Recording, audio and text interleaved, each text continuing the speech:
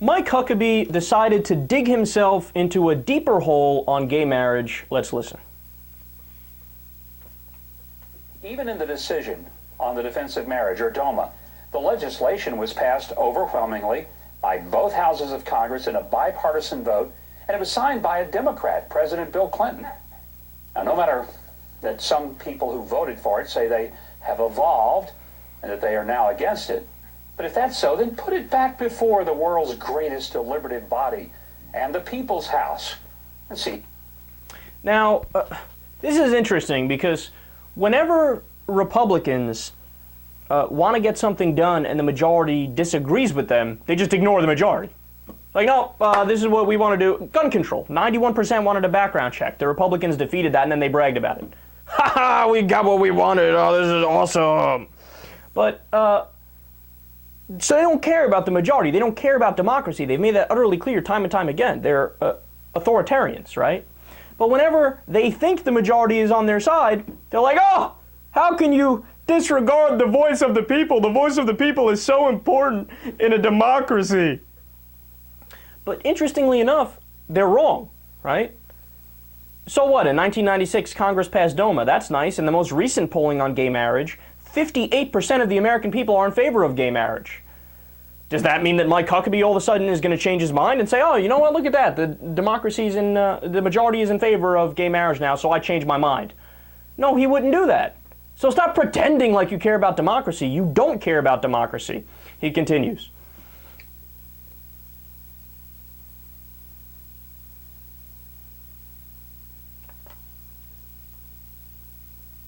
Because the history is pretty long on marriage between a man and a woman, not so much for other versions. Despite the frothing of the advocates to the contrary, I'm neither a homophobe nor a hater. I'm simple enough to believe that a marriage of one man and one woman not only is the only biological combination capable of creating the next generation, but in the context of a monogamous and committed relationship, it's the best context for children to learn how to replace their parents. Now, if we're determined to change the definition of marriage to accommodate how people feel and what they wish to do because of their mutual consent, then we should immediately release those incarcerated for practicing polygamy or bigamy. And frankly, let's make all consensual adult behaviors legal, whether prostitution, assisted suicide, or even drinking 16-ounce sodas in New York City. Now, I love how Huckabee thinks he's helping his case by saying that. Let's make all consensual adult activities legal. Right, like, you know, prostitution or assisted suicide. Nobody's in favor of making those things legal. Am I right? Am I right? No.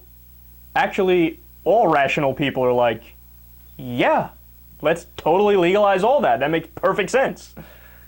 God, but it shows you how much Mike Huckabee dates himself. How he naively thinks, well, everybody agrees with me and my ideas. Did you know Mike Huckabee once said that we should replace the Bill of Rights with the Ten Commandments? Are you really dumb enough to think that's a majority position? Did you know when he was governor of Arkansas, he pardoned somebody because they were suspected of raping Bill Clinton's cousin? Is that a majority position? You think most people agree with you on that? No, he's a partisan hack, and he's an idiot. And again, I can't believe he thinks that's convincing. Yeah, okay, so let's legalize prostitution. Okay, yeah, let's do it. Totally on board. And his history is also terribly wrong. You know, he mentioned one man, one woman. That's got we have a long track record of that, thousands of years. Well, that's actually not correct, because through a majority of human history, we were doing polygamy. And actually, to be specific, it's polygyny, one man and multiple women. And then on top of that, biblical marriage, and remember, the Bible is Mike Huckabee's thing, but biblical marriage is polygamy. But no, he's stuck on one man, one woman. That's interesting because he's disagreeing with his own God. Is that what you want to do, Mike Huckabee? You want to disagree with God? And later on in the same spiel he's giving here, he compares the decision, the Dred Scott decision, where the Supreme Court ruled that black people aren't fully human.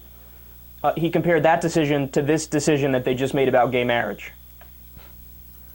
I can't believe he thinks that's convincing. Dude, if anything, the position that you're in favor of is like the Dred Scott decision. In Dred Scott, they said, nope, there's no equal protection under the law. Black people don't get equal rights. And if they had gone Mike Huckabee's way in this decision, they would have said, gay people don't have equal protection under the law. They don't get equal rights.